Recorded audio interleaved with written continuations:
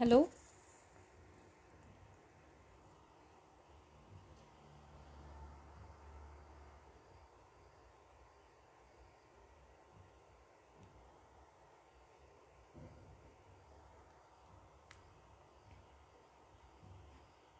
हां, दिसतीये का मी?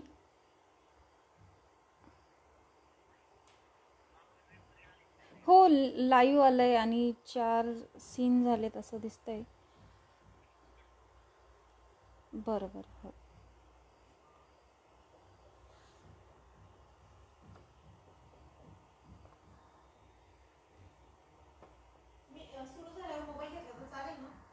नाही, मला मध्ये फोन लागला तर पाहिजे होता.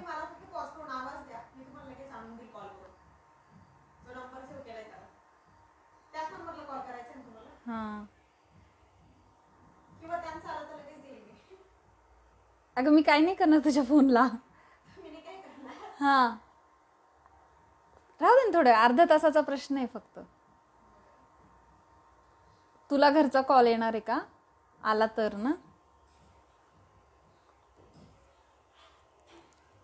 हॅलो. माझा आवाज येतोय का? हॅलो.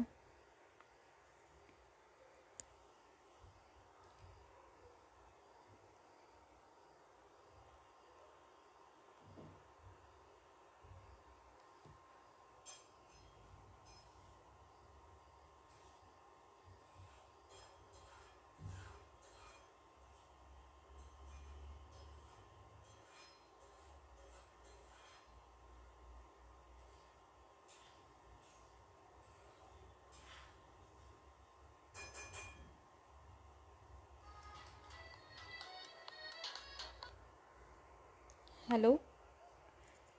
झालंय ना? हो हो. हां हां हां. ठीक आहे ठीक आहे. हो, येतंय येतंय. ते ब्रिंग देम ऑन कॅमेरा असं काय म्हणतायत बरं? कॅमेरा तर ऑन आहे. कॅमेरा ऑन करा असं म्हणतात, ब्रिंग देम ऑन कॅमेरा. पण माझं मी दिसत आहे ना समोर. आवाज येतोय. आवाज येतोय ना? हो. Okay okay. हां, ठीक आहे ठीक आहे. चालेल.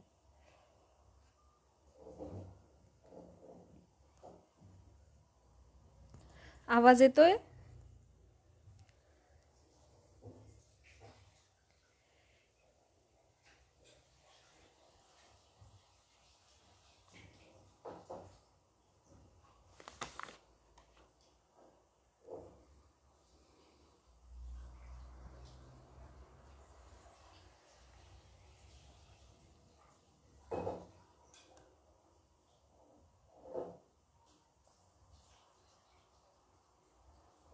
आवाज येतोय सगळ्यांना?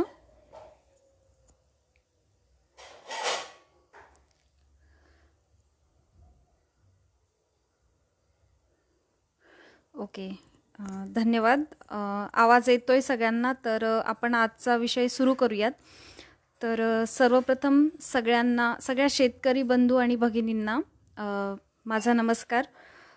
आज गेले 7 दिवस आपण वेगवेगळ्या विषयांवरती चर्चासत्र आयोजित केले आहेत. द फार्म आणि कृषी तंत्रज्ञान व्यवस्थापन यंत्रणा आत्मा पुणे यांच्या संयुक्त विद्यमानाने शेतकरी उन्नतीचे चर्चासत्र, यामध्ये जवळजवळ आपण नवीन नवीन विषयांवरती शेतकऱ्यांसाठी अनेक मार्गदर्शनपर चर्चासत्रे आयोजित केले आहेत. तर त्याचप्रमाणे आजचा आपला विषय आहे की रानभाज्यांचे संगोपन आणि त्याचे आहारातील महत्त्व. तसा रानभाज्या हा विषय सगळ्यांच्या जिव्हाळ्याचा आहे असं आपण म्हणूयात, कारण प्रत्येकाने त्याच्या लहानपणी मोठेपणी कुठल्या ना कुठल्या रानभाज्या ह्या खाल्लेल्या आहेत. अगदी आपल्याला आपल्या आजीनी आजोबांनी वेगवेगळ्या रानभाज्या आणून आपल्याला त्या खाऊ घातलेल्या आहेत. ठीक आहे, पण आता कालांतराने ह्या रानभाज्या खूप दुर्मिळ होत चालल्या आहेत. तर त्या रानभाज्यांना उजाळा देण्यासाठी आपण आजचं हे चर्चासत्र आहे असं समजूया. ठीक आहे, तर पहिल्यांदा मी माझी ओळख करून देते. मी प्राध्यापिका अश्विनी चोथे, इथे नाशिकमध्ये मी के वाघ कॉलेज ऑफ हॉर्टिकल्चर म्हणजे उद्यानविद्या महाविद्यालय येथे सहाय्यक प्राध्यापिका म्हणून कार्यरत आहे. माझा विषय आहे काढणी पश्चात तंत्रज्ञान. ह्या विषयावरती मी इथे मुलांना शिकवते. तर आपण आपल्या विषयाला सुरुवात करूया. ठीक आहे. तर सर्वप्रथम मी तुम्हाला रानभाज्या म्हणजे काय हे थोडक्यात सांगेल. तर रानभाज्या म्हणजे आपण ज्या निसर्गात नैसर्गिकपणे उगवणाऱ्या भाज्या की ज्या आपण जंगलातून, पडीक माळ रानातून, त्याच्यानंतर रस्त्याच्या कडेला, शेतातून, शेताच्या बांधावरून, पडीक जमिनीवरून गोळा करतो की ज्या नैसर्गिकपणे उगवतात. तर अशा भाज्यांना आपण रानभाज्या म्हणतो. ह्या रानभाज्यांमध्ये कशा कशाचा समावेश होतो. तर रानभाज्यांमध्ये फळे येतात, शेंगा असतात, फुले असतात वेगवेगळे, कंदमुळे आहेत, काही बिया ह्या सुद्धा रानभाज्या म्हणून ओळखल्या जातात. काही झाडांची खोड खाल्लं जातं, जसं रानकेळी आहे तर रानकेळीची आपण जो काही खोडाचा भाग आहे म्हणजे त्याचा जो मधला गाभा आहे त्याचा खाण्यासाठी वापर केला जातो. काही पाणी आहेत. बहुतेक रानभाज्या ह्या कवळ्या असताना त्याच्या पानांचा वापर आपण खाण्यासाठी करतो. त्यानंतर वेगवेगळ्या बुरशी आहेत, म्हणजे बुरशी म्हणण्यापेक्षा आपण त्याला भुईफोड म्हणजे खाण्यायोग्य आळंबी असं त्याला म्हणता येईल. तर त्याही भाज्यांचा रानभाज्यांमध्ये आपण समावेश करतो. तर अतिशय नैसर्गिकपणे उगवणाऱ्या ह्या रानभाज्या आहेत की ज्या डोंगर कपारीला आणि पडीक जमिनीवर, रस्त्याच्या कडेला, माळरानावरती नैसर्गिकपणे वाढतात. तसंच ह्या रानभाज्यांची आपल्याला कुठल्याही प्रकारची निगा, काळजी घ्यावी लागत नाही. कारण जसं आपण शेतीमध्ये एखादं पीक घेतो, कोथिंबीर, मेथी, पालक ह्या भाज्या घेतो, तर याची आपल्याला काळजी घ्यावी लागते. याला काही किडींचा अपाय होऊ नये यासाठी आपण त्याच्यावरती वेगवेगळ्या फवारण्या करतो, खतं घालतो. पण ह्या ज्या रानभाज्या आहेत त्याला कुठल्याही प्रकारचे खतं घालावे लागत नाही. ह्या पावसाच्या पाण्यावर, जसं पावसाळा सुरू होतो तशा ह्या नैसर्गिकपणे आपल्याला जंगलामध्ये ह्या भाज्या दिसू लागतात. आणि आपल्याकडचे जे काही आदिवासी बांधव आहेत, ह्या सह्याद्री पठारावरती वेगवेगळे आदिवासी समाज राहत असतो, तर ते शेतकरी बंधू राहत असतात. तर ते त्यांच्या आहारामध्ये त्याचा समावेश करत असतात. त्या डोंगरावरून आणणे, त्याच्या वेगवेगळ्या पद्धतीने त्याच्यापासून भाज्या बनवणे, वेगवेगळ्या पद्धतीने त्या वाळवून ठेवणे, अशा प्रकारे ते त्यांच्या आहारामध्ये समावेश करत असतात. तर ह्या नैसर्गिकपणे रानात उगवणाऱ्या रानभाज्या असल्यामुळं त्याच्या चवीमध्ये कुठल्याही प्रकारचा बदल होत नाही किंवा त्यांच्यामध्ये जे काही नैसर्गिक उपयुक्त घटक आहे त्याच्यामध्ये कुठल्याही प्रकारचा बदल आपल्याला दिसत नाही. त्यामुळं त्यांच्यावरती आपण रसायने वगैरे फिरवत कुठल्याही प्रकारचे फवारले जात नाही. त्याच्यामुळे त्याच्या चवीमध्ये कुठल्याही प्रकारचा बदल नाही होत. ओके. तर त्यामुळे ते आपण आपल्या आहारामध्ये आणणं खूप महत्त्वाचं आहे. कारण आता सगळीकडे कीटकनाशकांची फवारणी केली जाते. त्याच्यामुळं वेगवेगळे आजार माणसांना किंवा आपल्याला होण्याची शक्यता वाढलेली आहे. त्यामुळं ह्या रानभाज्या आपण आहारात समावेश करणं खूप महत्त्वाचे आहे. अलीकडच्या काळामध्ये आपण जर बघितलं तर सेंद्रिय भाजीपाला याचे फॅड खूप आलेले आहे. जे सगळ्यांना आता सेंद्रिय लागतं, ऑर्गॅनिक म्हणतो आपण त्याला. तर ह्या रानभाज्या ह्या ऑर्गॅनिक किंवा सेंद्रिय प्रकारामध्येच मोडतील, कारण ह्या नैसर्गिक उगवल्या जातात. आपण कुठेही त्या लावल्या जात नाही. मी तरी माझ्या एवढ्या वर्षाच्या अभ्यासामध्ये कुठेही बघितलं नाही की रानभाज्यांची शेती केली आहे. अमुक करटुल्यांची शेती केली आहे, आळीवाची शेती केली आहे, बाफीची शेती केलेली आहे, असं अजून तरी माझ्या ऐकिवात नाही. तर त्यामुळेच ह्या नैसर्गिक उगवणाऱ्या भाज्यांकडे शहरी लोकांचा तसंच ग्रामीण भागातील लोकही खूप मोठ्या प्रमाणात आकर्षित होऊ लागलेली आहेत. काही रानभाज्यांची मी तुम्हाला नावं इथे सांगते, कारण आपल्याला आता जे शेतकरी जोडले गेलेले आहेत ते महाराष्ट्रातून, महाराष्ट्राच्या बाहेरून अशा वेगवेगळ्या ठिकाणावरून असतील. प्रत्येकाच्या भागात कोणती ना कोणती रानभाजी ही येतेच. त्याची नावं वेगवेगळी असतील, वेगवेगळ्या जिल्ह्यावाईज, वेगवेगळ्या भागांवाईज भौगोलिक परिस्थितीनुसार वेगवेगळे नावं आहेत. त्याच्यामध्ये थोडाफार बदल असेल, पण भाजी एकच आहे. कारण मी पण माझ्या अभ्यासादरम्यान खूप सारे नावांमध्ये खूप सारे प्रकार ऐकलेले आहे, की आमच्याकडे याला हे म्हणतात. आता तांदूळक्यासारखी भाजी आहे, तर काही भागांमध्ये तिला तांदूळजा म्हटलं जातं, काही भागामध्ये तिला तांदूळ का म्हटलं जातं, पण भाजी एकच आहे. तर अशा पद्धतीने आपल्याला खूप मोठ्या प्रमाणामध्ये जैवविविधता त्याच्यामध्ये आढळून येते. प्रामुख्याने जर आपण म्हटलं तर शेवूळ आहे. आपण पावसाच्या सुरुवातीपासून घेऊयात. तर जसजशी पावसाची सुरुवात होते, म्हणजे पावसाळा पडण्याच्या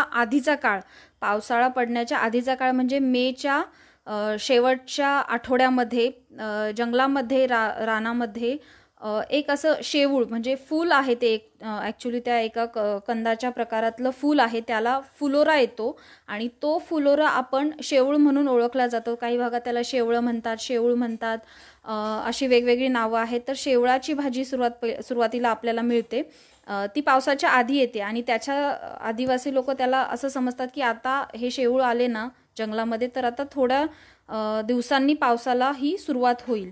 तर अशी ही शेवूळची भाजी. त्याच्यानंतर आपल्याला पावसाळा सुरू होतो. पावसाळा सुरू झाल्यानंतर आपल्याला सगळीकडे म्हणजे असं कुठलाही ऑल ओव्हर दी इंडिया कुठलाही पार्ट असा नाही की जिथे तरोटा, तरवटा, कॅसिया टोरा, कॅसिया फिस्टुला त्याचं बॉटॅनिकल नेम आहे. तर ह्या भाज्या आपल्याला दिसतात. तर त्या भाज्या म्हणजे तरोट्याची भाजी ही आपल्याला दिसते. ती 2 पानांवर असते. 2 किंवा 3 पानांवर जेव्हा येते त्यावेळेस ही भाजी आपण खाण्यासाठी वापरतो आणि ती आपल्याला मोठ्या प्रमाणामध्ये सगळीकडे बघायला मिळते. तर त्यानंतर बडद्या आहे, लोत आहे, उळशी आहे, वाघेटीची भाजी तर ही भरपूर लोकांना परिचित आहे. कारण आत्ताच आषाढी एकादशी झालेली आहे. आषाढी एकादशीला वाघेटीच्या भाजीचा खूप विशेष मान आहे. त्या दिवशी उपवास असतो, पण वाघेटीची भाजी ही आवर्जून आषाढी एकादशीच्या दिवशी खाल्ली जाते.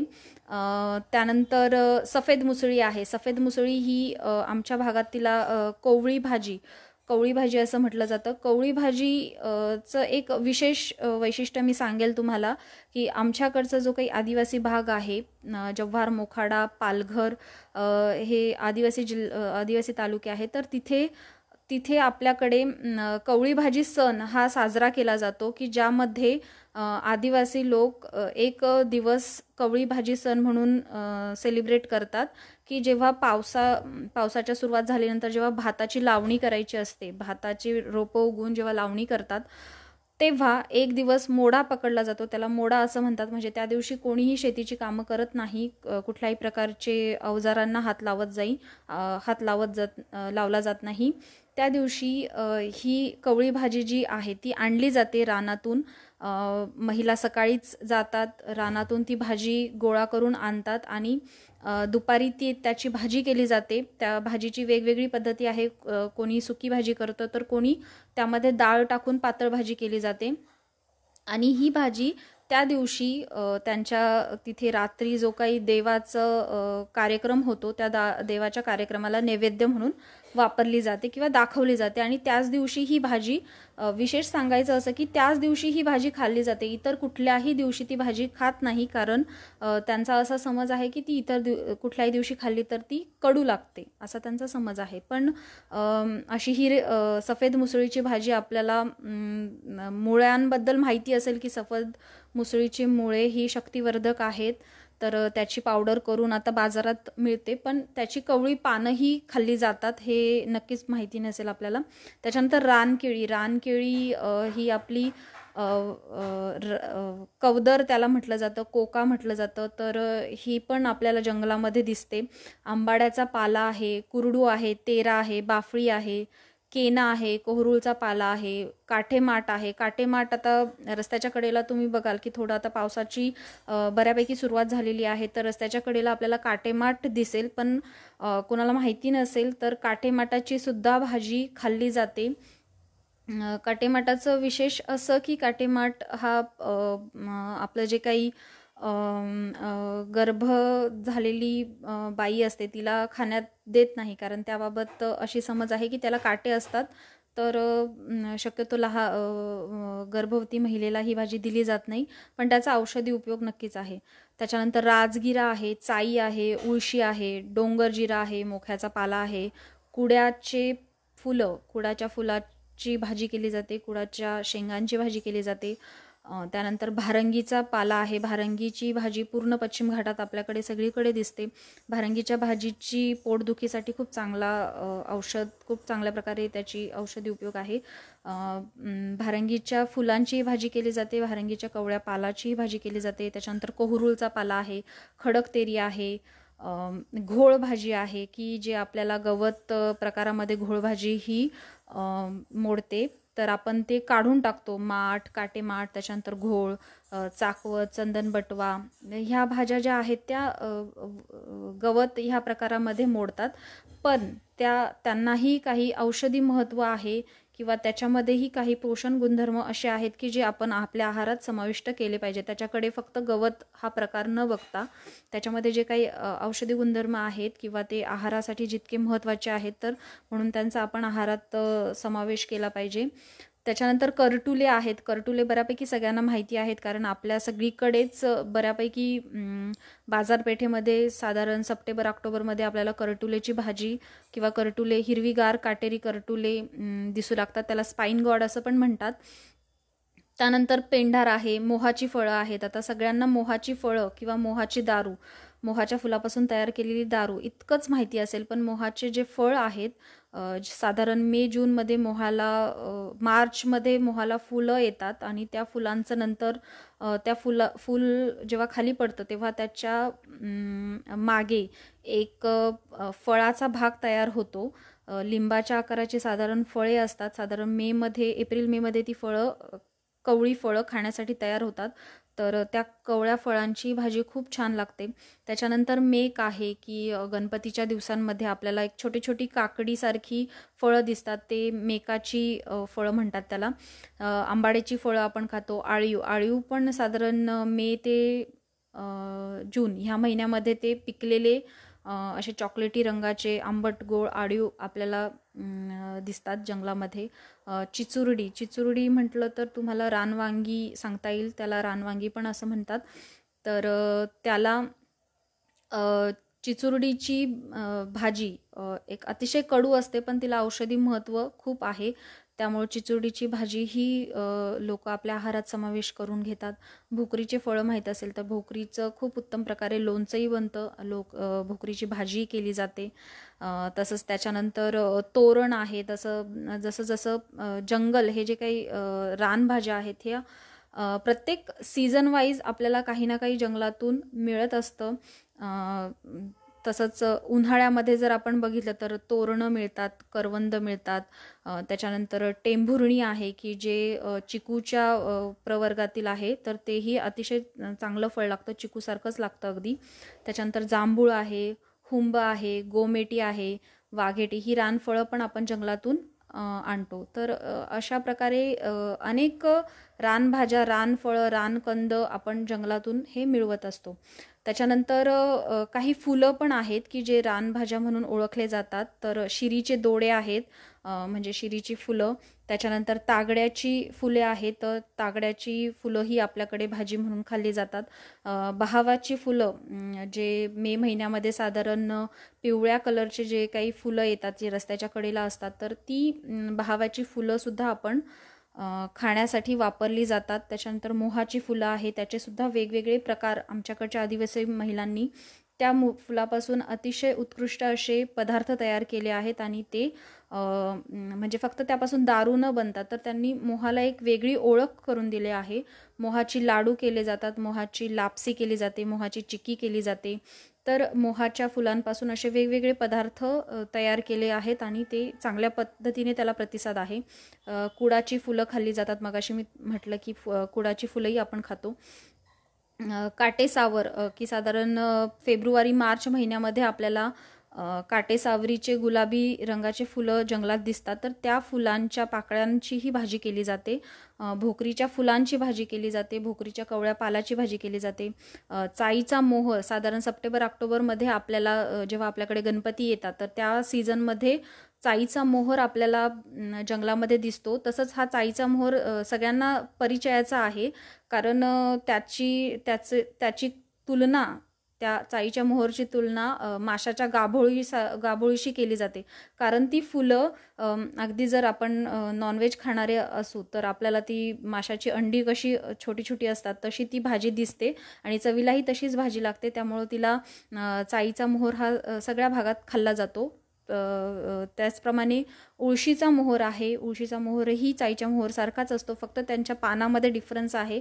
आता तो एवढा अभ्यास केल्यानंतर माझ्याही लक्षात आला, पण सर्वसाधारण लोकांना तो नाही लक्षात येणार. कारण ही काही वेली ह्या अशा आहेत की यांचे फुलांचे जे काही प्रकार आहेत ते सगळ्यांचे सारखेच आहेत, पण त्याच्या पानांमधून, वेलीच्या प्रकारावरून ते ओळखणं शक्य आहे.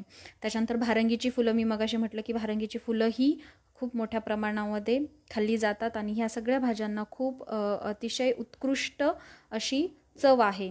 त्याच्यानंतर काही कंद आहेत की जे रानकंद म्हणून आपण ओळखतो. तर करांदा आहे, डायस्कोरिया बल्बीफेरा त्याला म्हटलं जातं. काही भागात त्याला मटारू म्हटलं जातं, काही भागात करंदा, करंदी अशी वेगवेगळी नावं आहेत त्याची. गोडकंदही म्हटलं जातं. त्याच्यामध्ये परत 2 प्रकार आहेत, एक आहे कडूकंद, एक आहे मेहरू किंवा गोडकंद. तर कडूकंद ही खाल्ला जातो कारण कडूकंदाला जास्त औषधी गुणधर्म आहेत. कडूकंदाच्या छोट्या छोट्या वळ्या केल्या जातात आणि त्या वळ्या वाहत्या पाण्यामध्ये, त्याचा कडूपणा कमी करण्यासाठी वाहत्या पाण्यामध्ये ठेवल्या जातात. एक दिवसभर, रात्रभर त्या ठेवल्या जातात आणि जेणेकरून त्याच्यामध्ये जो काही कडवटपणा आहे तो निघून जातो. ऑफकोर्स त्याच्यामध्ये थोडे विशिष्ट प्रकारचे अल्कोलाइड्स असतात आणि ते आपल्याला कमी करायचे असतात. आता त्यासाठी हे पाण्याची प्रक्रिया केली जाते त्याला. नाही तर त्याला राख चोळली जाते. राख चोळून रात्रभर पाण्यामध्ये भिजत ठेवले जातात आणि 1-2 वेळा पाण्यात भिजवून स्वच्छ धुवून परत उकडवून ते मीठ टाकून खाल्ले जातात. अतिशय चविष्ट असे ते कडूकंद लागतात आणि कडवटपणा तर त्याचा बिलकुल नाहीसा होतो एवढ्या प्रोसेस केल्यानंतर. थोडेसे कडू लागतात पण. त्याच्यानंतर रानसुरण आहे. रानसुरण जे काही खाली जमिनीत येतं तर त्याचीही खूप उत्कृष्ट पद्धतीची भाजी केली जाते. कारण त्याच्यामध्ये खूप मोठ्या प्रमाणामध्ये पोटॅशियम, कॅल्शियम, आयर्न याचं प्रमाण आहे. जे लोक नॉनव्हेज खात नसतील किंवा ज्यांचा मांसाहार नसेल तर त्या लोकांसाठी ही रानसुरण हे चांगला व्हेजिटेरियन ऑप्शन ठरू शकतो. कारण त्याची भाजी खूप छान लागते आणि मटणासारखीच आपण ती करू शकतो. त्याच्यानंतर आळूकुड्या आहेत. आळूकुड्या म्हटलं तर आपल्याला फक्त आळूची पानं आणि त्याच्यापासून करण्यात आलेल्या पातवड्या किंवा आळूची पातळ भाजी एवढीच भाजी माहीत आहे. पण त्या आळूच्या ज्या काही कुड्या किंवा खाली जे काही कंद येतात त्या कंदापासूनही भाजी केली जाते. तर अशी ही आदिवासी लोक ही कंदमुळे त्यांच्या घरामध्ये साठवून ठेवतात आणि जेव्हा खाण्याची काही अडचण असेल तर त्यावेळेस ह्या कंदांचा त्यांच्या आहारामध्ये समावेश हा नक्कीच असतो. तर कंद शिजवण्याच्या काही पद्धती आहेत, तर त्यात आपल्याला फॉलो कराव्या लागतात किंवा त्याच्यामध्ये जे काही कंटेंट आहे, नको असलेले घटक आहेत, तर ते आपल्याला विशिष्ट पद्धतीने कमी करावे लागतात आणि मग आपण त्या आहारात आणू शकतो. विशेष सांगायचं तर ह्या रानभाज्यांचं आहारातील महत्त्व का बरं खाल्ल्या पाहिजे, तर त्याच्यामध्ये खूप मोठ्या प्रमाणामध्ये जीवनसत्वे आहेत. जीवनसत्व क, जीवनसत्व अ, जीवनसत्व ब असे हे वेगवेगळे जीवनसत्वे. तसंच खनिजे आहेत. त्याच्यामध्ये कॅल्शियम आहे, लोह आहे, सोडियम आहे, पोटॅशियम ही आवश्यक खनिजे त्याच्यामध्ये मोठ्या प्रमाणामध्ये आढळतात. त्यामुळं आपण माठ, राजगिरा, चाकवत, घोळ, चिवळ, केना, कुरडू, काठेमाठ ह्या जशा पावसाळ्यासोबत येणाऱ्या रानभाज्या आहेत तर त्या तण म्हणून आपल्या शेतामध्ये सर्वत्र दिसतात आपल्याला. आता केना तर बघितलं जाईल तर केना हा खूप मोठा तण आहे की तणनाशक वापरून आपल्याला केना दूर करावा लागतो. तर सुरुवातीच्याच वेळात कवळी असताना जर केनाची पानं खाल्ली गेली किंवा त्याची भाजी केली तर नक्कीच हा थोडा एक उपाय होऊ शकतो आपल्याला तण कमी करण्यासाठीचा. तर ह्या भाज्या आपण आपल्या नेहमीच्या आहारात अशा पद्धतीने समावेश करू शकतो. त्याच्यानंतर त्या शेतातही आपल्याला खूप मोठ्या प्रमाणात उपलब्ध होतात. काही शेतमजूर किंवा आदिवासी लोक जर एखाद्या शेतमजुरीच्या कामाला गेले तर तण काढणी करताना, गवत काढणी करताना ते आपसूक ह्या भाज्या तोडतात आणि जी काही आपली गाठोडी असेल, पिशवी असेल, त्यामध्ये ते ठेवतात आणि संध्याकाळी नक्कीच ती त्याची भाजी करून खातात. तर अशा पद्धतीने आपण ह्या रानभाज्या आपल्या आहारात समावेश केल्या पाहिजेत. ज्या आपल्या आजूबाजूला आहेत, ज्या आपल्याला मिळत आहेत, तर त्या आपण नक्कीच आपल्या आहारात आणि समावेश केला पाहिजे. त्याच्यानंतर काही रानभाज्यांचे औषधी उपयोगही आहेत. काही रानभाज्या पोटदुखी, आम्लपित्त, वात अशा शरीराच्या अनेक तक्रारींवर उपाय म्हणून खाल्ल्या जातात. तर पावसाळ्याच्या सुरुवातीला आपण जी पहिली भाजी बघतो ती टाकळ्याची भाजी. तर टाकळ्याची भाजी ही त्वचारोगावरती अतिशय उपयुक्त आहे. त्याच्यानंतर चिचुरडी, रानवांगीची सगळी भाजी म्हणजे सगळं मूळ, पान, खोड, फूल हे औषधी म्हणून वापरलं जातं. दाढ दुखत असेल तर रानवांगी वापरली जातात. दाढीवर ठेवल्यावर आराम मिळतो. त्याच्यानंतर बांबूचे कोवळे कोंब किंवा वास्ते. तर हे वास्ते आपण भूकवाढीसाठी किंवा पचनशक्ती वाढवण्यासाठी वापरले जाते. सापूड नावाची एक वनस्पती आहे की जी जखमेवर बांधतात. तसंच भारंगी आहे. भारंगी पण औषधी भाजी आहे की जिची आपण पोटदुखीवरती तिचा वापर केला जातो. वाघेटीची फळं आहे ती क्षयरोगावरती वापरली जातात. बाफळीची भाजी एक आहे की जी बाफळीची भाजी आहे ती पावसाळ्यात एकदा तरी खाल्ली जाते, कारण पावसाळ्यामध्ये आपण वेगवेगळ्या आजारांना सामोरे जात असतो. पोटामध्ये वेगवेगळ्या प्रकारचं इन्फेक्शन होऊ शकतो. तर ह्यासाठी आपलं पोट सुरक्षित ठेवण्यासाठी ही बाफळीची भाजी एकदा तरी खाल्ली जाते, जेणेकरून आपल्या जे काही पोटाच्या तक्रारी आहेत, वात, पित्त किंवा पोटदुखी ह्यासारख्या जंत आहेत, तर ह्यासारखे आजार आपले किंवा पावसाळ्यात उद्भवणाऱ्या ज्या समस्या आहेत ह्या आपल्या त्या दूर होतात. तर अशा काही रानभाज्या आहेत की ज्या आपण आपल्या आहारात समावेश केल्या पाहिजेत. करटुले आहेत. करटुलेची भाजी तर इतकी औषधी आहे की त्याचं मधुमेह किंवा जे काही डायबेटीसचे लोक आहेत तर त्यांनी सीझनमध्ये 2 ते 3 वेळेस ही करटुल्याची भाजी आपल्या आहारामध्ये समावेश केलीच पाहिजे. त्याच्यानंतर आळीव आहे. आळीवच्या जी काही फळं आहेत तर त्याच्या सीड्सचा किंवा बियांचा वापर हा मुतखडा पाडण्यासाठी होतो. तर ह्या रानभाज्या आपण बघितल्या, पण ह्या रानभाज्या करण्याच्या पद्धती प्रत्येक भाजीनुसार ह्या वेगवेगळ्या आहेत. तर त्या रानभाज्या आपण आणतो. शहरातील लोकांना बऱ्यापैकी त्याबद्दल माहिती नसते की करायच्या कशा. मुळात तर ह्याची ओळख नसते. तर पहिल्यांदा ओळख पटवून घेतली पाहिजे रानभाज्यांची. जाणकार लोकांपासूनच त्या खरेदी केल्या पाहिजेत. त्याच्या करण्याच्या पद्धती समजून घेतल्या पाहिजेत आणि त्यानंतरच ह्या रानभाज्यांचा आपण आहारात वापर केला पाहिजे. रानभाज्या बनवण्याच्या पद्धती अतिशय सोप्या आहेत की आपण जशा मेथीची, पालकची भाजी करतो त्या पद्धतीनेच ह्या भाज्या करायच्या आहेत. पण काही भाज्या आहेत की ज्या जसं कुरडू आहे तर ह्या भाजीला आपण तसंच बनवू शकत नाही. त्या भाजीला आपल्याला एकदा उकळून घ्यावी लागते. उकळून पिळून आपण ती कांद्यावरती टाकून करू शकतो. तर प्रत्येक भाजीचं आपलं एक वैशिष्ट्य आहे. करण्याची पद्धती वेगळी आहे. तर त्यानुसार जर त्या बनवल्या आणि जर खाल्ल्या तर नक्कीच आपल्याला त्याचा फायदा जो आहे तो होईलच. त्याच्यानंतर काही शेंगा आहेत तर त्या जसं खरशिंगी आहे, त्याच्यानंतर टेटू आहे. तर ह्या ज्या शेंगा आहेत त्या चवीला कडू असतात, पण त्या विशिष्ट पद्धतीने जर शिजवल्या, कापल्या, धुतल्यानंतर उकडवून परत धुवून घेतल्या तर त्याही खूप चांगल्या पद्धतीने खाण्यासाठी लागतात. तर मगाशी कडूकंदाच्या बनवण्याची पद्धत मी तुम्हाला सांगितलीच की त्याच्या वळ्याकडून नदीच्या पाण्यामध्ये ठेवल्या जातात किंवा राख लावून रात्रभर ठेवल्या जातात आणि जेणेकरून त्याचा जो काही कडूपणा आहे तो कमी होतो. तर अशा पद्धतीने काही प्रक्रिया करून ह्या रानभाज्या आपण खाण्यामध्ये आणू शकतो. तसंच काही जे काही रानफळं आहेत तर त्याच्यावरती नक्कीच प्रक्रिया च्या संधी आहेत. आपण प्रक्रिया करून ठेवू शकतो. त्याचे वेगवेगळे जाम करू शकतो, त्याच्यानंतर त्याच्या कँडी करू शकतो, वाळवून ठेवू शकतो आणि आपण ते खाण्यामध्ये आणू शकतो. अलीकडच्या काळात एक सांगायचं झालं तर टाकळ्याच्या बिया आहेत, तर तो एक सबस्टिट्यूट आहे. कॉफी बनवली जाते त्याच्यापासून आणि ती कॉफी एक औषधी पेय म्हणून आपण वापरात आणू शकतो. त्याच्यानंतर हे सगळं झालं की आपण रानभाज्या कशा खायच्या, कशा ओळखायच्या ह्याबद्दल आपण थोडीफार माहिती घेतली.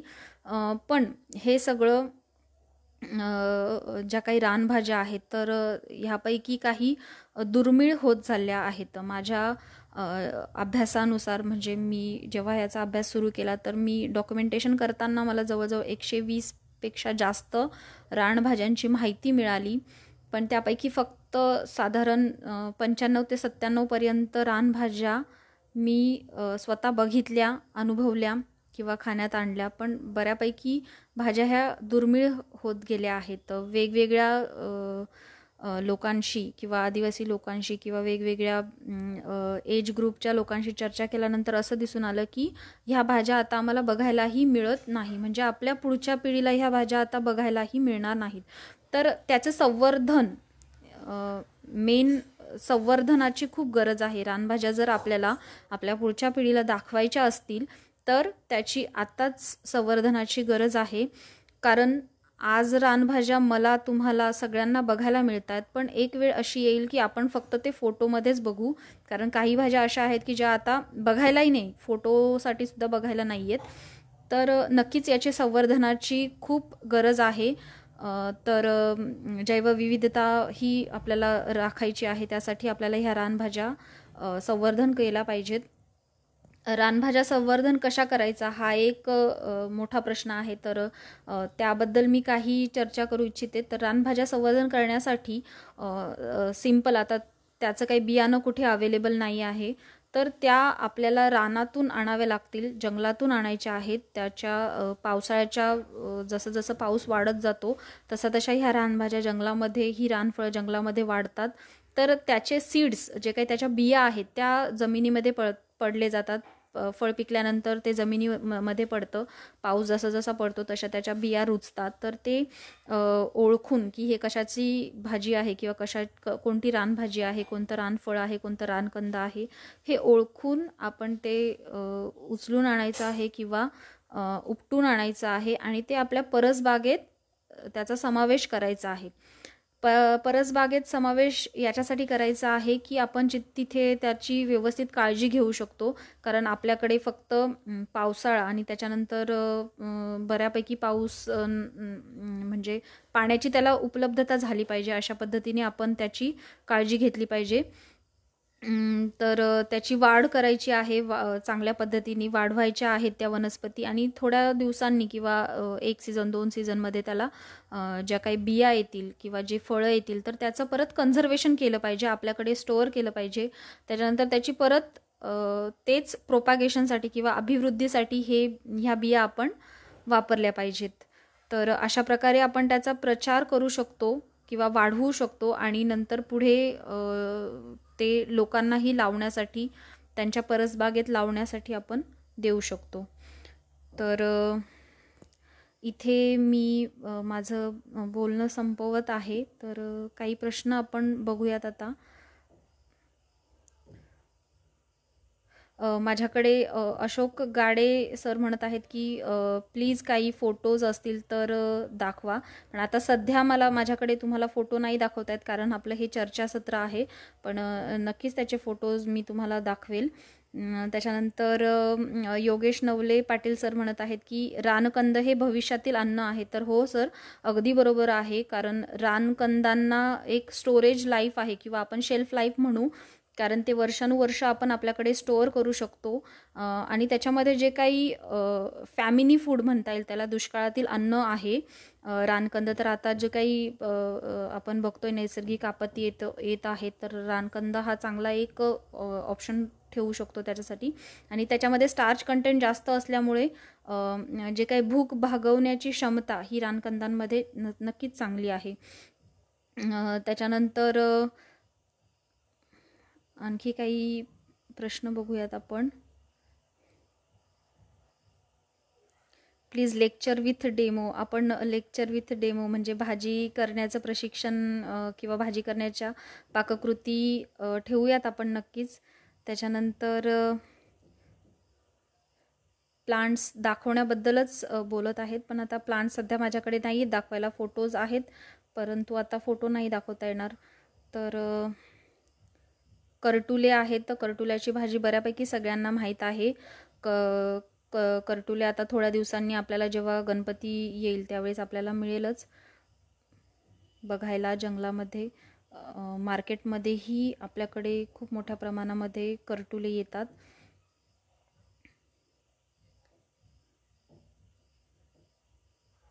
त्याच्यानंतर तांदुळक्याची भाजी आहे. हो, तांदुळक्याची भाजी एक गवत हा प्रकार आहे, पण तांदुळक्याची भाजी ही खाल्ली जाते. आपण माठाच्या भाजीसारखीच तांदुळक्याची भाजी करतो. त्यानंतर मला प्रश्न जास्त काही दिसत नाही आहेत.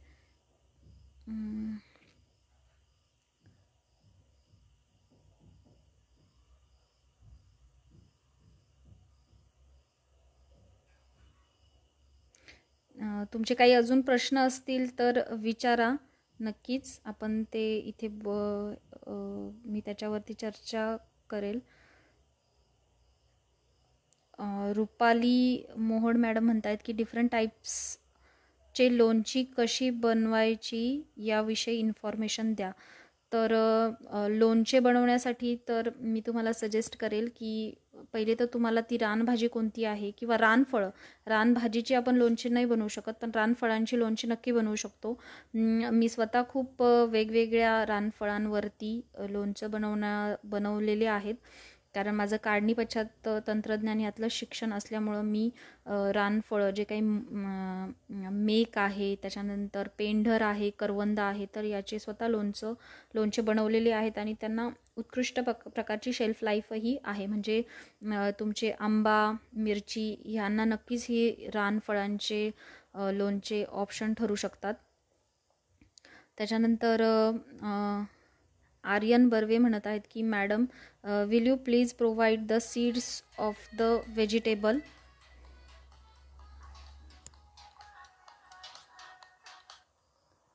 हॅलो, हां,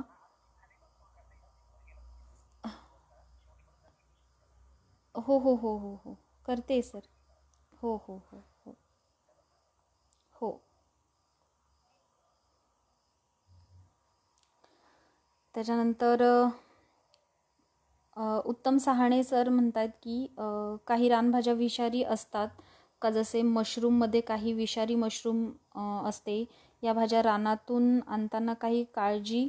हो नक्कीच. काही मशरूमच्या बाबतीत मी स्पेसिफिक करेल की जे मशरूम आहेत तर हे जे खाण्यायोग्य मशरूम आहेत ते फक्त आणि फक्त पावसाच्या सुरुवातीला, म्हणजे जेव्हा पावसाळा सुरू होतो तेव्हा पहिला फर्स्ट मान्सून शावर त्यावेळेस जे भुईफोड म्हटलं जातं त्याला, की जमीन तापलेली असते, त्या तापलेल्या जमिनीवरती जेव्हा हा थंड पाण्याचा शिडकावा पडतो तर त्यावेळेस जी बुरशी असते, स्पोर्स असतात, तर त्याची वाढ होते आणि त्यावेळेस जे मशरूम तयार होतात किंवा भुईफोड म्हटलं जातं त्याला, तर ते फक्त खाण्यायोग्य असतात. आणि त्यानंतरनं जे मशरूम तयार होतात तर ते नंतरनं वेगवेगळ्या बुरशीचे प्रकार आपल्याला माहीतच असतील सर, तर ते जे बुरशी असते त्यांची ते मशरूम तयार होतात आणि ते अजिबात खाण्यायोग्य नसतात. तर जे काही मशरूम आहेत किंवा वाईल्ड इडिबल मशरूम, तर याची जाणकार व्यक्तीकडनंच पारख करून मगच ते आहारामध्ये आणाव्यात. इतर वेळेस ते खाऊ नयेत किंवा आहारामध्ये समावेश करू नयेत. आणि काही रानभाज्या ह्या विषारी असतात का, म्हणजे मशरूमच्या बाबतीत आहे. बाकी काही रानभाज्या म्हणजे त्या भाज्या म्हणजे विषारी असतील तर त्या रानभाज्याच नसतील असं मी म्हणेल. ठीक आहे. त्याच्यानंतर आर्यन बर्वे म्हणत आहेत की madam will you please provide the seeds of this vegetables. Sorry sir, for this stage I cannot be provide these seeds because we have to preserve all these wild vegetable for our future use and future conservation. तर मी तुम्हाला नक्कीच सांगेल की तुम्हाला जर अशा कुठे रानभाज्या मिळाल्या तर तुम्ही ते नक्कीच जतन करण्याच्या किंवा कन्झर्वेशन करण्याचा प्रयत्न करा. त्याच्यानंतर मधुकर जाठर सर म्हणतायत की रानभाज्या कशा ओळखायच्या. तर रानभाज्या कशा ओळखायच्या, तर जे रानभाज्या तर ऑफकोर्स आपण रानामध्ये तुम्ही किंवा मी आणायला जाणार नाहीत, कारण एवढी आपल्याकडे वेळही नाही किंवा आपल्याकडे तेवढं जंगलही अवेलेबल नाही. तर रानभाज्या ह्या जे आदिवासी लोक किंवा ते एक पर्टिक्युलर आहे, म्हणजे ते लोक रानभाज्यांच्या विक्री करतात, तर त्या लोकांकडनंच ती खरेदी करावी. आणि जर तुम्ही सहज त्या लोकांना विचारलं की ही भाजी करायची कशी, तर अतिशय उत्कृष्ट पद्धतीने, म्हणजे सोप्या पद्धतीने ती भाजी कशी करता येईल अशी ती माहिती आपल्याला प्रोव्हाइड करतात. त्या भाजीचा कुठला भाग घ्यायचा आहे, कुठल्या भागापासून त्याची भाजी तयार करायची आहे, कशा पद्धतीने किंवा कुठल्या प्रकारची कुकिंग मेथड त्याला वापरायची आहे, तर ती माहिती आपल्याला त्या लोकांकडनं मिळतेच. तर आपण ती आधी करण्यापूर्वी, विकत घेण्यापूर्वी त्यांना विचारावी. अतिशय चांगल्या पद्धतीने ते लोक आपल्याला मार्गदर्शन करतात. पंकज घाटे, बुक नेम सुचवा. सर सॉरी, याच्यासाठी आतापर्यंत ही कुठलंही बुक अवेलेबल नाही आहे सध्या. रानभाज्यांवरती स्पेसिफिक असं बुक नाही अजून आलेलं मार्केटमध्ये. अशोक गाडे म्हणतात की प्लीज मॅम ॲटलिस्ट फोटो मला आता सध्या शेअर नाही करता येते, त्यामुळं फोटो नाही दाखवू शकत सर. त्याच्यानंतर योगेश नवले पाटील सर म्हणतात की नर्सरी करता येईल का. हो सर, नक्कीच. याची नर्सरी, म्हणूनच मी माझ्या चर्चासत्राचा शेवटचा भाग हा त्याच्या प्रचार प्रसारानेच केलेला आहे की आपल्याला वाईल्ड व्हेजिटेबल किंवा जे काही रानभाज्या आहेत तर त्याची नर्सरीच करायची आहे.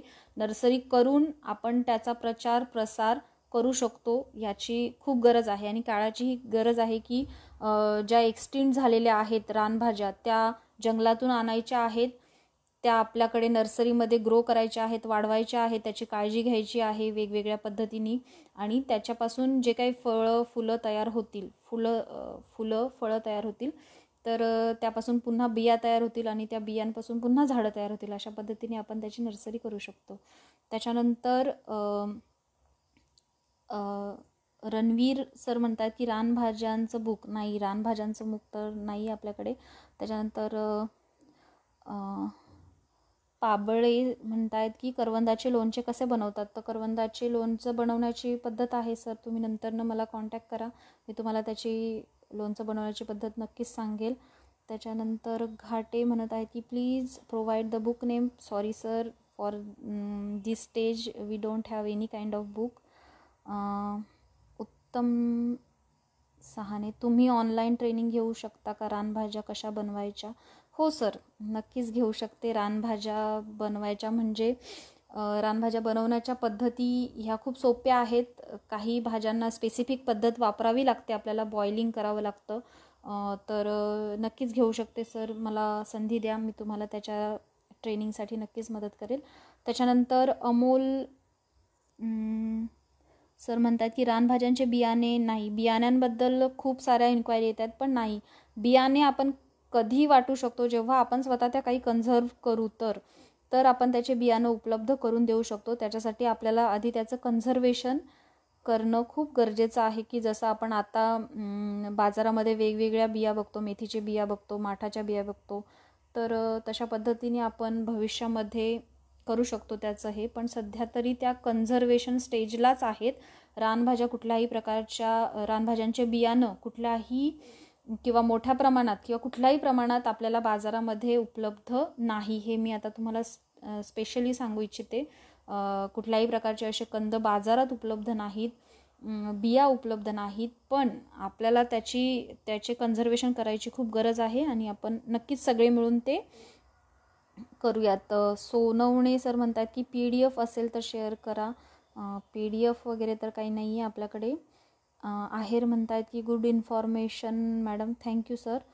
त्याच्यानंतर परत एक आहे की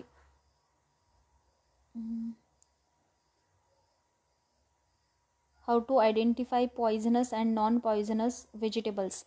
तर याच्यासाठी अभ्यासच महत्त्वाचा आहे. पॉयझनस आणि नॉन पॉयझनस कुठल्याही भाजीच्या पानावरती लिहिलेलं नसतं की मी पॉयझनस आहे, मी विषारी आहे, मला खाऊ नका, असं तुम्हाला कुठेच मिळणार नाही. तर याच्यासाठी तुम्हाला अभ्यासाचीच गरज आहे. तुम्ही आता नेटवरती सर्च करू शकता, बाय बॉटॅनिकल नेम तुम्ही त्यांची त्या रानभाज्या सर्च करू शकता आणि जे काही अभ्यासू लोक आहेत आमच्यासारखे त्यांच्याकडनं त्याची माहिती मिळवू शकता. त्याच्यानंतर प्रदीप पाटील गायकवाड सर म्हणतात की चांगली माहिती, धन्यवाद सर. पुढे बघूयात आपण. प्रवीण सोनवणे सर म्हणतात उत्तम माहिती दिली असून, धन्यवाद मॅडम, धन्यवाद सर.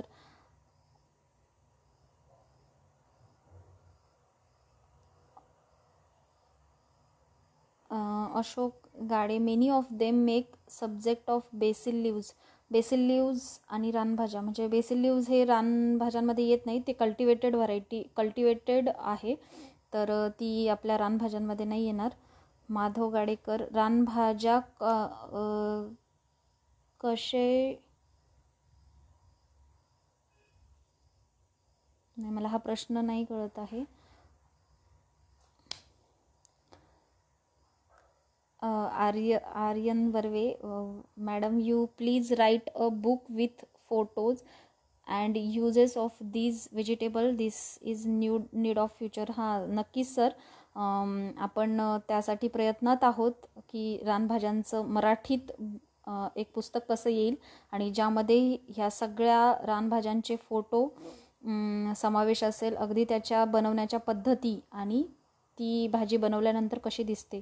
तर नक्कीच आपण प्रयत्न करूयात त्याच्यासाठी. गणेश खंडागळे सर म्हणतात की कोणती रानभाजी जास्तीत जास्त आहारात उपयुक्त राहील.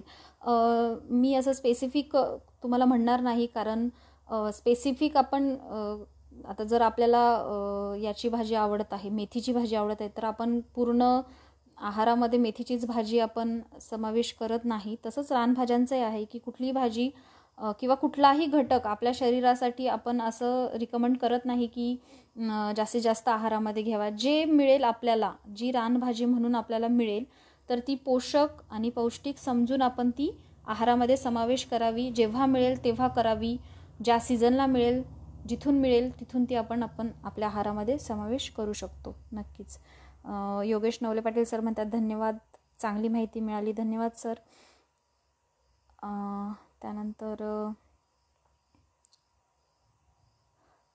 देवचंद्र आवटी, रानभाज्यांना आंतरराष्ट्रीय मागणी आहे का? तर मी म्हणेल सर, पहिल्यांदा महाराष्ट्रातल्या लोकांना पूर्ण रानभाज्यांची माहिती होऊ द्या. महाराष्ट्रातील नंतर आपण भारताचा विचार करू आणि मग आंतरराष्ट्रीय लेवलला जाऊ. कारण पुन्हा म्हणेल मी की सध्या रानभाज्या ह्या दुर्मिळ होत चालल्या आहेत. तर as a conservator of wild vegetable मी असंच म्हणेल की आपण पहिल्यांदा त्याचं त्या टिकवूयात आणि मग आपण त्याचा पुढे किंवा जी काही मागणी आहे त्याच्यावरती विचार करूयात. त्यानंतर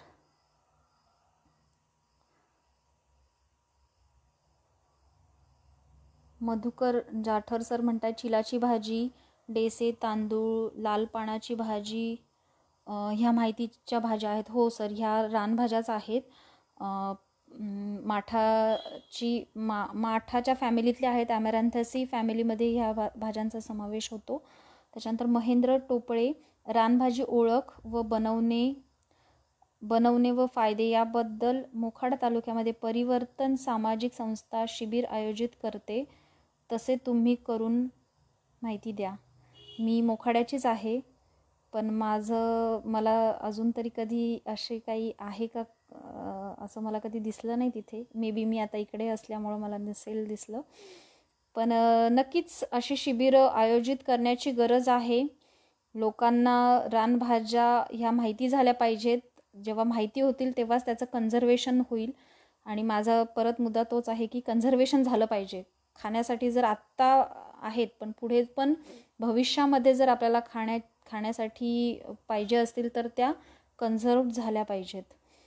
देवीदास जंजिरे सर म्हणतात खूप सुंदर माहिती दिलीत madam, thank you sir. Ranveer sir म्हणतात खूप छान माहिती दिली, थँक्यू सर. त्यानंतर मोबाईल नंबर देईल नक्की सर मी मोबाईल नंबर. त्याच्यानंतर टोपळे सर म्हणतात छान माहिती दिली, थँक्यू. तांदूळ कुडा भाजी चांगली आहे का?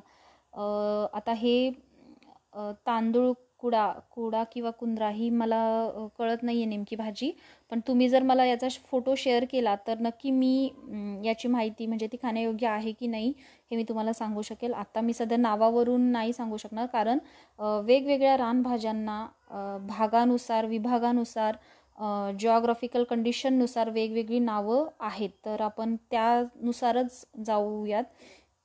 ओके. त्याच्यानंतर गम्मारे सर म्हणतायत की टाकळा ही रानभाजी ओळखण्यास अनेकदा फसगत होते. हो बरोबर, कारण टाकळ्यामध्ये 2-3 प्रकार आहेत, कॅसिया टोरा, कॅसिया फिस्टुला. तर त्याच्या पानांमध्ये फरक आहे. तर तो फरक आपण एकदा आयडेंटिफाय केला तर आपल्याला ती भाजी वापरात आणायला काही हरकत नाही. त्याच्यानंतर अजय नवले, फक्त ह्या रानभाज्या टिकवण्यासाठी आम्ही काय केले पाहिजे? टिकवणे 2 पद्धतीने मी म्हणेल, कारण टिकवणे शेल्फ लाईफ ही 2 पद्धतीने आपल्याला हे करता येते.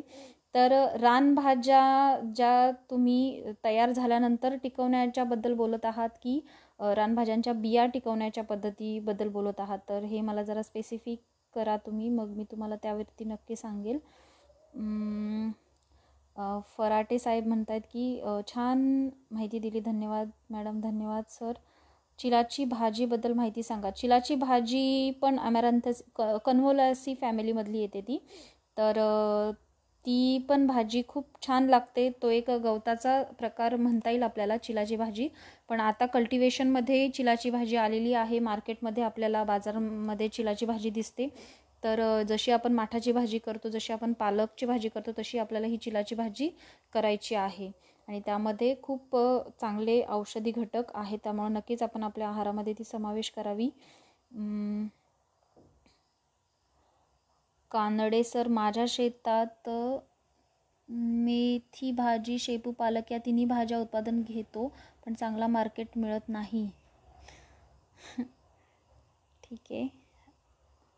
संवर्धनासाठी काही करणार असेल तर आम्ही देखील मदत करू. हो नक्की सर, तुमच्यासारख्या लोकांची आपल्याला खूप गरज आहे भविष्यामध्ये ह्या रानभाज्या संवर्धन करण्यासाठी. त्यानंतर महेश रूपनवार्त फार्म व आत्मा पुणे यांच्या वतीने आपले मनपूर्वक आभार. धन्यवाद सर. उत्तम सहाने, रानभाज्या कोवळ्या असताना खाल्ली पाहिजे असे असते का? उदाहरण टाकळा. हो सर, नक्कीच. कुठलीही भाजी, रानभाजी, काही स्पेसिफिक भाज्या ज्या अशा आहेत की ज्या कवळ्या असतानाच खाल्ल्या पाहिजेत, कारण नंतरनं त्याच्या बायोलॉजिकल स्ट्रक्चरमध्ये किंवा त्याच्यामध्ये काही अल्कलॉइड्स तयार होतात की जे आपल्याला शरीरासाठी म्हणजे त्याच्यामध्ये थोडक्यात ते खाण्यायोग्य नसतात. कारण म्हणून ह्या रानभाज्या आपण कवळ्या असतानाच खायला पाहिजे. जेव्हा एकदा त्या निबर होतात किंवा कठीण होतात त्यावेळेस आपण नाही खाऊ शकत. टाकळा आपण फक्त ॲटलिस्ट 1 लीफ स्टेज किंवा 2 लीफ स्टेजपर्यंतच खाल्ला पाहिजे, त्याच्यानंतर तो खाण्यामध्ये वापरला जात नाही. तर खाऊ नये, कारण टाकळा आपल्याकडे गुरंसुद्धा खात नाहीत, तर एवढं त्याच्यामध्ये केमिकल कन्स्टिट्युएंट जास्त आहेत, तर आपण तो खाण्यामध्ये नक्कीच समावेश नाही केला पाहिजे.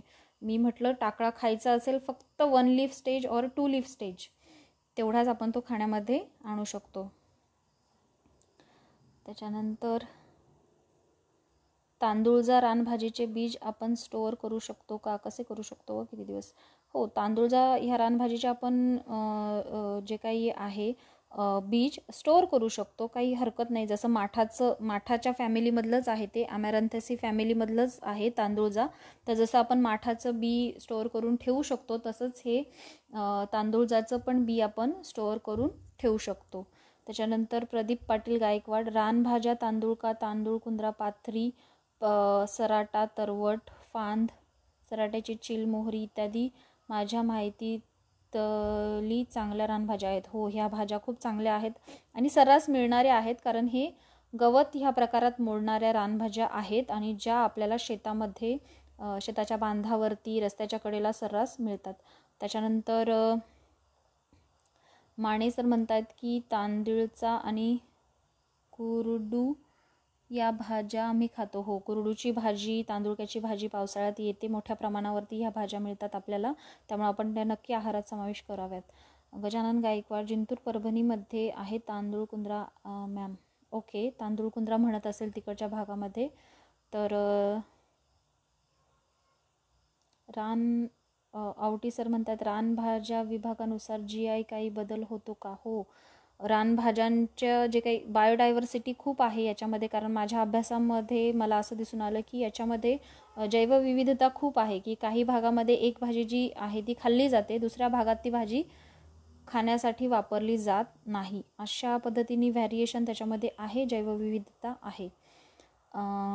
त्याच्यानंतर पप्पू जगताप सर म्हणतायत की खूप छान माहिती देत आहे, थँक्यू, धन्यवाद सर. टाकळ्याच्या बियाची, सहाणे सर म्हणतात टाकळ्याच्या बियाची कॉफी कशी करतात, थोडक्यात सांगा, त्याचा फायदा कसा होईल. सर तुम्ही मला नक्की कॉन्टॅक्ट करा, नंतर मी तुम्हाला त्याबद्दल नक्की माहिती सांगेल, कॉफीच्या टाकळ्याची कॉफी कशी करायची त्याबद्दल. त्यानंतर सचिन बोरकर, रानभाज्यांचे बियाणे मिळेल का? नाही सर, रानभाज्यांचे बियाणं आपल्याला आता सध्या मिळणार नाही, कुठेच मिळणार नाही, आणि ज्यांच्याकडे मिळणार असेल त्यांनी मला कॉन्टॅक्ट करा, कारण मग मी त्याचं कन्झर्वेशन करेल. श्रीराम इलेक्ट्रॉनिक्स म्हणतात की खूप छान सुंदर माहिती ताईसाहेब, धन्यवाद दादा, तुमच्या मार्गदर्शन आम्हाला लाभत राहो वेळोवेळी. त्याच्यानंतर पाबळे म्हणतात की चाईची भाजी सांगा, चाईच्या भाजीची माहिती सांगा. तर चाईची भाजी आपल्याला आत्ताच मिळते पावसाळ्यामध्ये. तर चाईच्या भाजीचं असं सांगायचं तर चाईची कवळे डिरं ही खाण्यासाठी वापरले जातात. म्हणजे पहिला पाऊस जेव्हा पडतो तेव्हा जमिनीतून हे कंदाला मोड येतात आणि ते चाईची कवळी डिरं आपल्याला आहारामध्ये आणता येतात. आदिवासी लोक खूप मोठ्या प्रमाणामध्ये पावसाळ्याच्या सुरुवातीला हे चाईचे कंद बाजारात विकण्यासाठी आणतात. वेगवेगळ्या ठिकाणी आपल्याला हे चाईची कवळी डिरं आपल्याला मिळतात. तसंच ह्या चाईचा मोहोर, म्हणजे साधारण गणपती झाल्यानंतर आपल्याकडे चाईचा मोहोर खूप मोठ्या प्रमाणामध्ये जंगलामध्ये दिसतो, तर तो मोहोर आपण भाजीसाठी वापरू शकतो. तांदूळचं रानभाजीचे बीज आपण स्टोअर करू शकतो का, कसे करू शकतो, याचं उत्तर मी सांगितलं आहे मॅडम. त्याच्यानंतर मॅडम प्रकाश साखरे म्हणतात की मॅडम खूप छान माहिती दिली आणि अशीच सर्व रानभाज्यांची ओळख होणं फार गरजेचं आहे. हो नक्कीच सर, रानभाज्यांची पहिल्यांदा तर ओळख होणं खूप महत्त्वाची आहे, कारण त्यानंतरच आपण त्या आहारात आणू शकतो. आणि त्यानंतर मी म्हणेल की कन्झर्वेशन महत्त्वाचं आहे, म्हणजे त्याचा लावण्याची पण आपण लावणे ही एक काळाची गरज आहे. त्याच्यानंतर रानभाज्यांचा एक व्हॉट्सअप ग्रुप तयार करा म्हणजे संवर्धन आणि विकास होईल. हो नक्कीच सर, हे खूप चांगली एक टीप म्हणूयात आपण की रानभाज्या असा एक व्हॉट्सअप ग्रुप केला पाहिजे आणि कोण कोण काय काय संवर्धन करतंय हे नक्कीच आपल्याला त्याच्याबद्दल माहिती घेण्यासाठी उपयोगात येईल आणि त्याच्यामुळे आपल्याला त्याचं संवर्धन, प्रचार आणि प्रसार करता येईल. मोहन हिंगडे सर म्हणतात की रानभाज्या डिहायड्रेशन करून विकता येतील का? हो नक्कीच विकता येतील, पण त्यासाठी ते तेवढ्या मोठ्या प्रमाणात उपलब्ध व्हायला पाहिजेत, कारण रानभाज्या ह्या पावसाळ्यामध्ये येतात आणि पावसाळ्यामध्ये मॉइश्चर कंटेंट रिड्यूस करणं किंवा त्याची जी काही पाण्याचं प्रमाण आहे ते रिड्यूस करणं हे एक मोठं चॅलेंज आहे आपल्यासाठी. त्याच्यावर जर तुमच्याकडे काही उपाय असेल तर सर नक्की तुम्ही डिहायड्रेशन करू शकता त्याचं. सुनील खेडकर, शाळेत कोणकोणत्या रानभाज्या लावता येतील?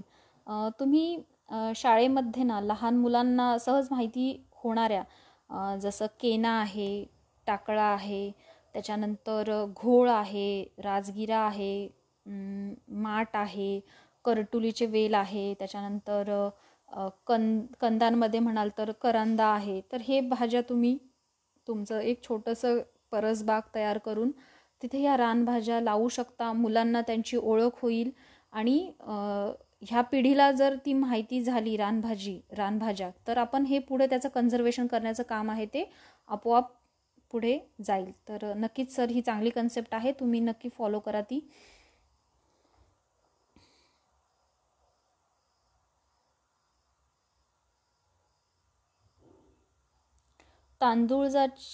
तांदूळजा भाजी बियाणे मिळेल का, आणि ही भाजी ड्राय करून ठेवता येईल का?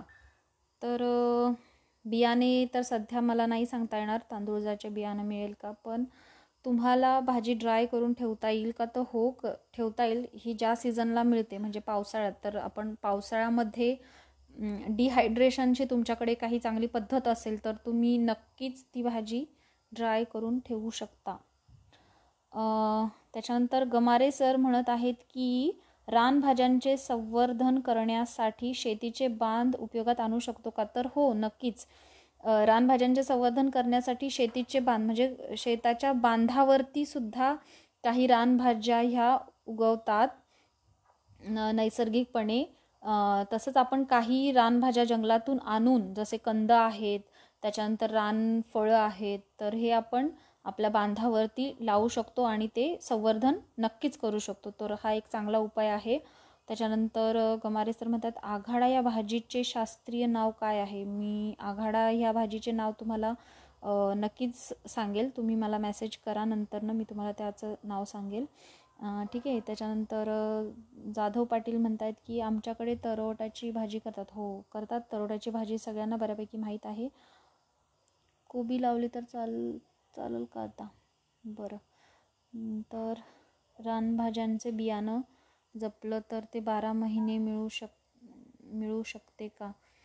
मिळू शकते, पण रानभाज्यांचे बियाणे कुठे मिळेल ते आपल्याला जरा माहिती करून घ्यावं लागेल.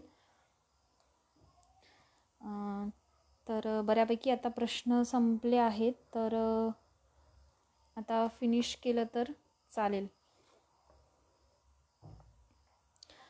धन्यवाद. तुम्ही सगळ्यांनी आज माझे जी काही रानभाज्यांची माहिती आहे ह्याबद्दल चर्चासत्रामध्ये उत्कृष्ट पद्धतीने